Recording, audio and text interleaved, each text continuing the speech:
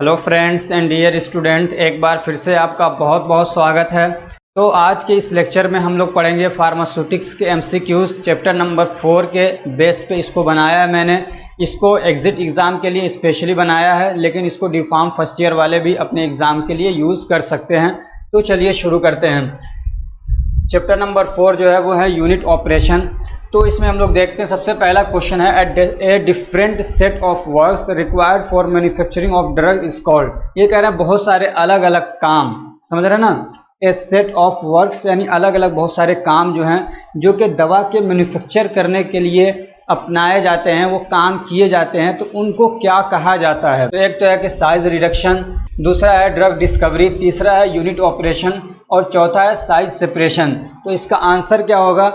Unit operation. ये वाला इसका राइट आंसर है। क्या? यूनिट ऑपरेशन, ठीक है ना। यानी यूनिट ऑपरेशन का मतलब होता है कि बहुत सारे अलग अलग काम जिसको हम लोग दवा बनाने के लिए यूज़ करते हैं। साइज सेपरेशन एक यूनिट ऑपरेशन है, समझ रहे हैं ना। साइज सेपरेशन भी क्या है? एक तरीके का यूनिट ऑपरेशन है, समझ रहे हैं ना। लेकिन उसको ये जो डेफिनेशन है, जो लाइन दी गई है, उसमें सिर्फ यही नहीं आता है, समझ रहे हैं ना। इसमें साइज सेपरेशन भी आता है, ये भी एक तरीका का यूनिट ऑपरेशन है। तो यूनिट ऑपरेशन में क्या है? बहुत सारे अलग अलग काम आ सकते हैं, कोई एक ही नहीं है। दूसरा है a process of decreasing particle size is called. ये कह रहे हैं कि कोई भी सामान है, कोई भी ड्रग है, उसके पार्टिकल्स के साइज को हम छोटा कर रहे हैं, तो उसको हम लोग क्या कहते हैं? तो उसको क्या बोलते हैं? साइज सिलेक्शन बोलते हैं क्या? नहीं, साइज सिलेक्शन नहीं बोलेंगे। साइज रिडक्शन बोलते हैं क्या? हाँ, साइज रिडक्शन बोलते हैं। ये राइट आंसर इसका। साइज सेपरेशन भी एक अलग प्रोसेस है, साइज सिलेक्शन अलग प्रोसेस है। साइज रिडक्शन को हम लोग क्या बोलते हैं? पार्टिकल साइज को रिड्यूस करते हैं साइज रिडक्शन के अंदर। उसके लिए कौन सी चीज़ें यूज होती हैं? उसके लिए मिल आती हैं, बॉल मिल, हैमर मिल, समझ रहे हैं।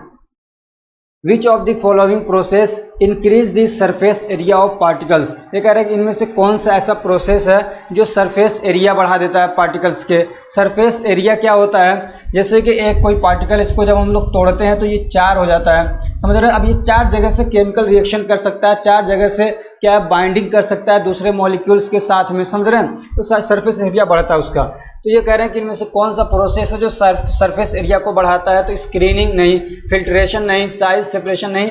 आंसर क्या हमारा? Size reduction. यानी जब तोड़ते हैं तो सरफेस एरिया बढ़ता है, और सरफेस एरिया बहुत ज़रूरी होता है किसी भी ड्रग के अच्छे से सोल्यूबल होने के लिए, घुलने के लिए, अच्छे से केमिकल रिएक्शन करने के लिए, अच्छे से, समझ रहे हैं ना, दवा अच्छे से बन के काम करे, उसके लिए साइज रिडक्शन का होना ज़रूरी होता है, और सरफेस एरिया वो बढ़ा देता है।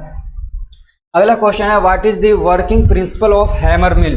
हैमर मिल किस प्रिंसिपल पे काम करता है? ये क्वेश्चन बहुत ज़्यादा पूछा जाता है, सबको तकरीबन याद ही होगा ये वाला क्वेश्चन। तो समझ रहे हैं, हैमर मिल किस प्रिंसिपल पे काम करता है? तो ये करता है इम्पेक्शन पे। क्या बोलते हैं इसको? इम्पैक्ट या इम्पेक्शन पे ये काम करता है।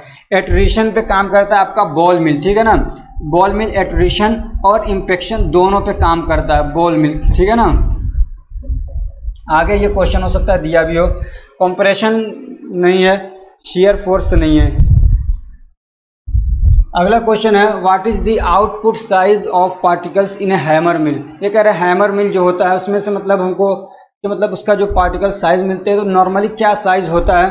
तो उसको हम लोग माइक्रोन में देखते हैं, यानी पाउडर एक एक अलग अलग पार्टिकल को हम लोग लें तो उसमें क्या मेन साइज होता है? तो वो होता है 100 से लेके 600 माइक्रोन तक हो सकता है। कितना?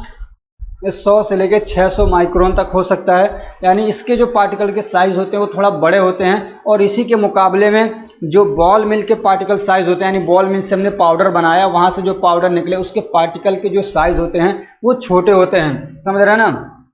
वो 1 से क्या कहते हैं 10 माइक्रोन के अंदर भी हो सकते हैं, और उससे थोड़ा बहुत बड़े भी हो सकते हैं, समझ रहे हैं। उसका साइज काफ़ी छोटा होता है। अगला क्वेश्चन है which of the following machine are use for size reduction. इनमें से कौन सी मशीन है जो साइज रिडक्शन के लिए यूज होती हैं? तो ये 2 मशीनें हैं, ठीक है ना। सी एंड डी, ये वाला आंसर आपका। हैमर मिल और बॉल मिल ये साइज रिडक्शन के लिए यूज होती हैं। ये वाला जो चैप्टर बहुत आसान है। अगला क्वेश्चन है what is the working principle of ball mill. Ball mill किस प्रिंसिपल पे काम करता है? तो इम्पेक्शन और एट्रीशन पे काम करता है। अगला क्वेश्चन है which of the following mill can produce particle less than 10 micron in size. ये कह रहे हैं इनमें से कौन सा है जो मतलब क्या है पार्टिकल के साइज को प्रोड्यूस करता है 10 माइक्रोन से भी कम साइज में कर सकता है। 10 तक करता है, 10 से कुछ ज़्यादा हो सकता है, लेकिन उससे कम भी कर देता है, वो कर सकता है, समझे। तो कौन सा कर सकता है? तो वो है बॉल मिल, ठीक है ना। Which mill can be use for grinding wet and sticky materials. अब जैसे कि वो हैमर मिल है, बॉल मिल है, तो हैमर मिल में वो प्रोडक्ट हम लोग नहीं मिल कर सकते, यानी उनका साइज रिडक्शन नहीं कर सकते जो बहुत ज़्यादा क्या है स्टिकी है, जो चिपक जा रहे हैं, समझ रहे हैं, या क्या वो मतलब वेट है, गीला मटेरियल है, तो उसको हम लोग नहीं पीस सकते हैं हैमर मिल के अंदर, ट्रिपल मिल के अंदर भी नहीं कर सकते हैं। तो किस में करते हैं, वो काम होता है बॉल मिल के अंदर, समझ रहे हैं ना। हैमर मिल ज़्यादा अच्छा होता है, जो मटेरियल हार्ड हो उसके लिए बहुत अच्छा होता है उसमें, क्योंकि इसमें हैमर लगे रहते हैं तो बहुत अच्छे से उसको पीसते हैं। तो इसका आंसर क्या है, बॉल मिल, ठीक है ना, ये आंसर है इसका। स्टिकी मटेरियल और वेट मटेरियल को इसके अंदर क्या है हम लोग मिल करते हैं। अगला क्वेश्चन है, what is the principle of cyclone separator. Cyclone separator किस प्रिंसिपल पे काम करता है, ये एक साइज सेपरेशन का एक तरीका होता है। ये लिक्विड से सॉलिड पार्टिकल को अलग करता है, लिक्विड में चाहे गैस हो या क्या कहते हैं एयर है, ठीक है ना, हवा में से हवा है, जैसे इसके अंदर डस्ट पार्टिकल्स हैं उनको सेपरेट करना है तो उसके लिए साइक्लोन सेपरेटर यूज होता है। तो किस प्रिंसिपल पे काम करता है, ये करता है सेंट्रीफ्यूगल फोर्स पे काम करता है, ठीक है ना, किस पे, सेंट्रीफ्यूगल फोर्स, ऐसे घुमाता है उस वक्त जो फोर्स बनता है उसको बोलते हैं सेंट्रीफ्यूगल फोर्स। अगला क्वेश्चन है, what is the application of cyclone separator, इसको किस लिए यूज करते हैं। तो मैंने आपको बताया टू सेपरेट ऑफ या क्या कहते हैं separation of solids from liquid और गैस, समझ रहे हैं, सॉलिड मटेरियल जो है सॉलिड पार्टिकल्स हैं उनको लिक्विड से या गैस से अलग करने के लिए यूज किया जाता है। तो ये वाला आंसर इसका सही है। अगला क्वेश्चन है, if all the particles of a powder pass through a sieve number 44 this powder is called. तो इसमें कह रहे हैं कि कोई मतलब कोई पाउडर है, मान लीजिए हमने 1 किलो पाउडर लिया, ठीक है ना, अब उसको हमने मतलब सीव नंबर 44 में रखा तो सारे पार्टिकल क्या है मतलब उससे नीचे आ गए। जैसे हम लोग आटा छानते हैं तो उसमें आटा हमने रखा, तो ऐसा आटा तो मान लीजिए मैदा है, उसमें हमने रखा तो पूरा मैदा नीचे आ जाता है, ऊपर कुछ बचा ही नहीं, समझ रहे हैं। तो ऐसे ही कोई सीव है, सीव तो जानते होंगे छलनी है कोई, इसमें यहाँ पे छोटे छोटे सुराख होते हैं, ये ठीक है, ये सब सुराख, इसमें हमने मटेरियल रखा तो सारे नीचे आ गए और इसका नंबर क्या है 44। अब ये भी आपको मालूम होना चाहिए कि ये जो सीव नंबर होते हैं वो कैसे उनको तय किया जाता है। अगर आपको ये सब नहीं मालूम है, यहाँ से क्वेश्चन बन सकते हैं, तो जो सीव वाला वीडियो है फुल वाला थ्योरी वाला उसको जाके ज़रूर देख लीजिएगा। और मैं तो यही कहता हूँ कि भाई आप सारी वीडियो चाहे चैप्टर 4 देख रहे हैं ये MCQs वाले, तो इसका जो थ्योरी वाला वीडियो जो आपको ज़रूर अच्छे से देखना चाहिए, पूरा कॉन्सेप्ट वहाँ पर क्लियर होना चाहिए, उसके बाद आपको ये देखना चाहिए, ठीक है।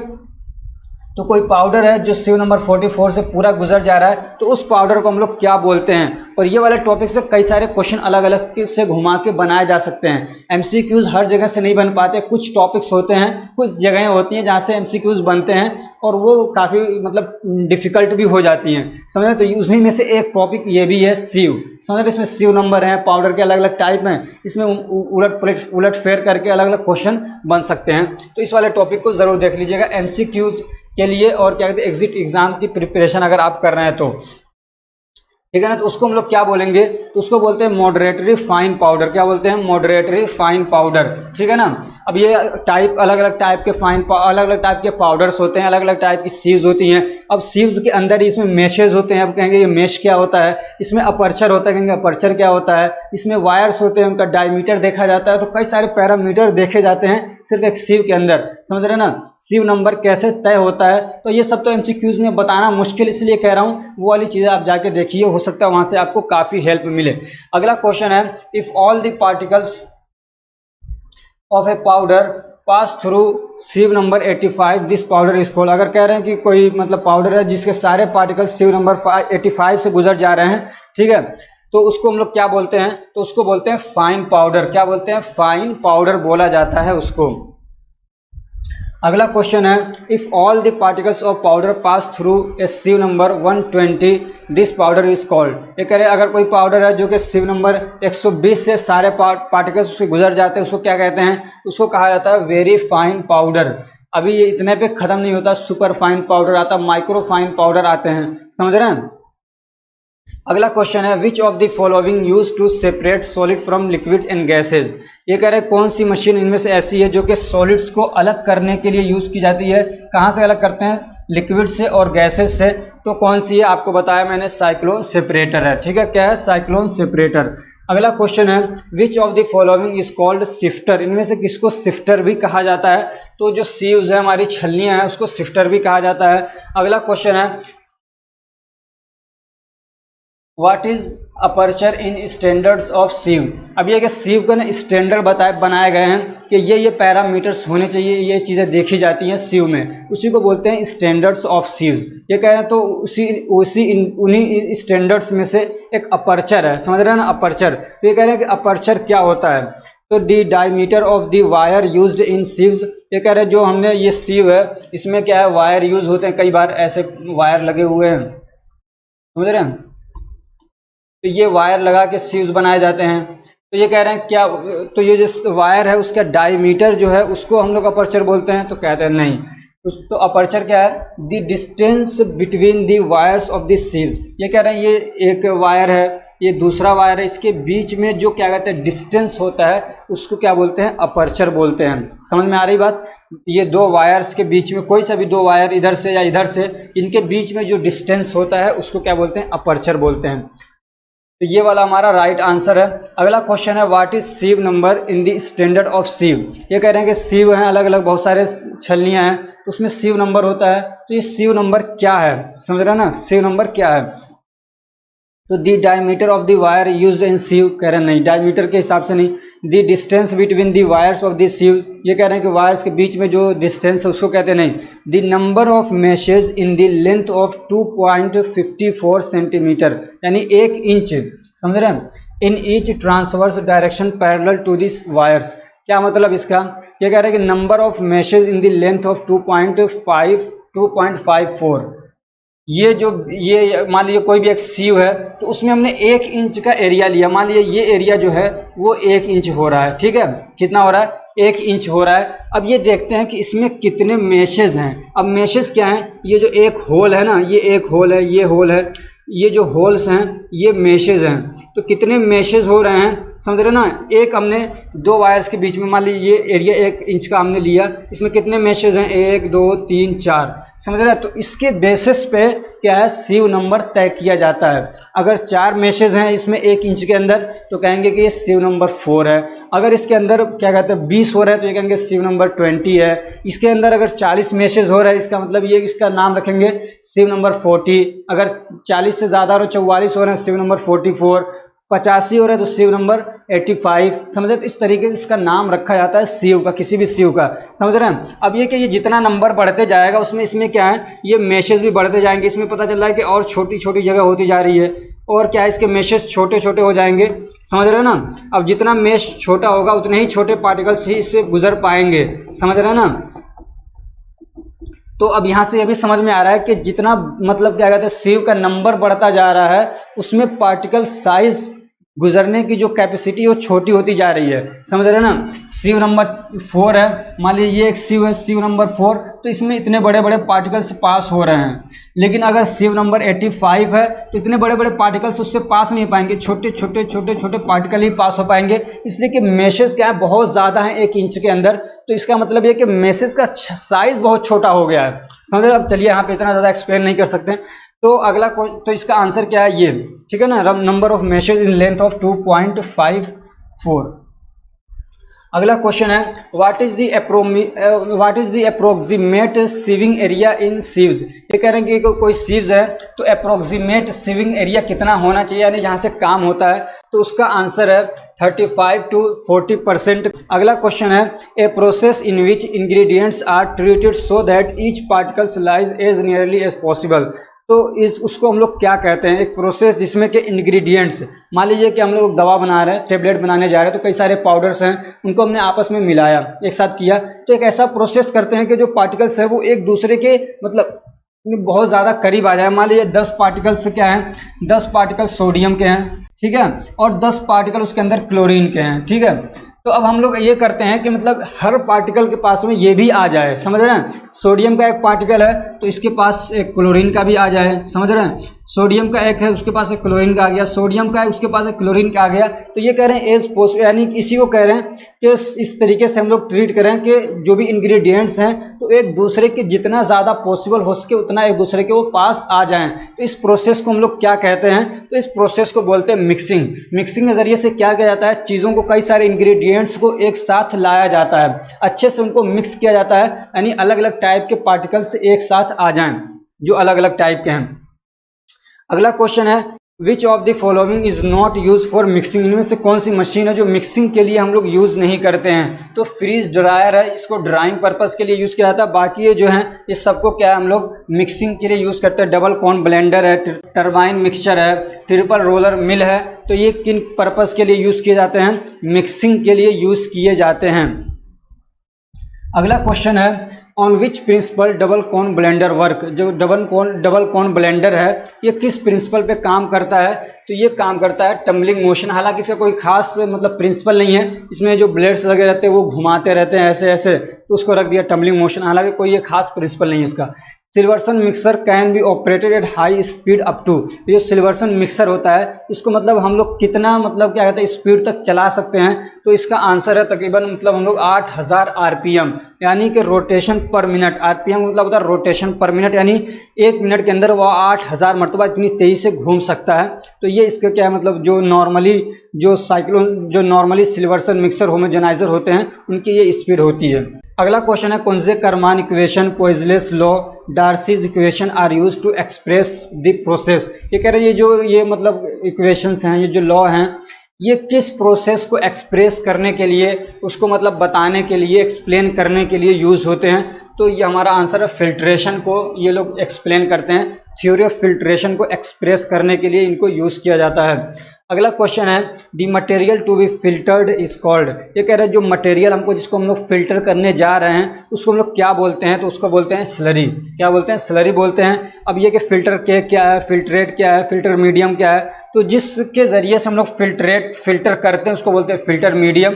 समझ रहे हैं? ये मान लीजिए है, इसमें हमने एक पेपर लगा दिया, यहाँ से चीज़ें पास होके जा रही हैं, तो ये फिल्टर कर रहा है, कुछ चीज़ों को ऊपर रोक ले रहा है और लिक्विड को जाने दे रहा है, सॉलिड को रोक ले रहा है। समझ रहे हैं? तो जो नीचे आ गया वो होता है फिल्ट्रेट, ठीक। और जो क्या कहते हैं जो मीडियम है जिससे पास होके जा रहे हैं उसको बोलते हैं फिल्टर मीडियम, ठीक है, उसको फिल्टर मीडियम बोला जाता है। और फिल्टर केक क्या है कि जब ये फिल्ट्रेशन होता है तो कुछ यहाँ पे रुकता रहता है, जो सॉलिड मटेरियल है वो वहाँ पे रुकता रहेगा तो एक केक जैसा बन जाता है, उसको बोलते हैं फिल्टर केक।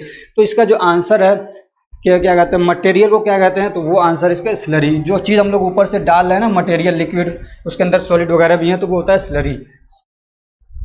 अगला क्वेश्चन है which of the following is not use for drawing process, इनमें से कौन सी मशीन है जिसको हम लोग ड्राइंग प्रोसेस के लिए यूज नहीं करते हैं? तो सिंटर्ड ग्लास है। ये क्या है? फिल्टर क्या कहते हैं मीडियम है, इसके जरिए से फिल्ट्रेशन किया जाता है। अगला क्वेश्चन है freeze dryer works on the principle of, freeze dryer किस प्रिंसिपल पे काम करता है? तो वो है सब्लिमेशन। क्या है? सब्लिमेशन। अब ये कि कंडेंसेशन क्या है, वेपोराइजेशन क्या है, डिपोजिशन क्या है, ये सब कुछ मैंने डिटेल वाली वीडियो में एक्सप्लेन किया है। ये ऐसा प्रोसेस होता है कि कोई भी क्या कहते हैं सॉलिड है, सॉलिड सीधे क्या है, सॉलिड सीधे क्या बन जाता है? गैस बन जाता है। समझ रहे हैं? सॉलिड सीधे क्या बन रहा है? गैस बन जाता है। बीच में लिक्विड वाला फेज को बाईपास कर देता है, लिक्विड वाला फेज आता ही नहीं है। हालांकि तरीका ये है कि कोई सॉलिड है उसको हम लोग क्या कहते हैं मतलब गैस बनाना है, तो पहले इसको हम लोग गर्म कर रहे हैं तो पहले लिक्विड बनेगा, फिर उसके बाद लिक्विड को और गर्म करते हैं तो वो क्या भाप बनता है, समझ रहे, गैस बनता है। लेकिन इस वाले कंडीशन में क्या होता है, जो फ्रीज ड्रायर है वो क्या है सॉलिड को सीधे क्या है आइस को सीधे क्या गैस बना देता है, लिक्विड वाला जो फेज है वो उसमें आता ही नहीं है, इस वाली स्टेट में आता ही नहीं है। समझ रहे हैं? इस कंडीशन को बोलते हैं सब्लिमेशन। अगला क्वेश्चन है the process of taking out the active compounds from crude drug is called.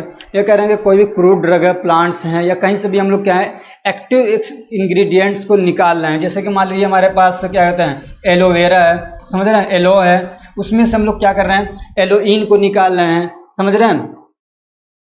या कोई भी मतलब मटेरियल है, मान लीजिए अर्जुना है, उसके अंदर से एक्टिव इंग्रेडिएंट को निकालना है, ग्लाइकोसाइड को निकालना है हम लोग, क्या कहते हैं आपका टर्मरिक है, वहाँ से हम लोग कुरकुमिन को निकाल रहे हैं। तो कोई भी इंग्रेडिएंट को मतलब इंग्रेडिएंट्स के अंदर से एक्टिव कॉन्स्टिट्यूएंट को निकालते हैं, उस प्रोसेस को क्या बोलते हैं? उसको बोलते हैं एक्सट्रैक्शन। उसको क्या बोलते हैं? एक्सट्रैक्शन बोलते हैं। अब प्योरिफिकेशन क्या, आइडेंटिफिकेशन क्या है, साइड रिडक्शन क्या है, इसकी डेफिनेशन आपको मालूम होनी चाहिए।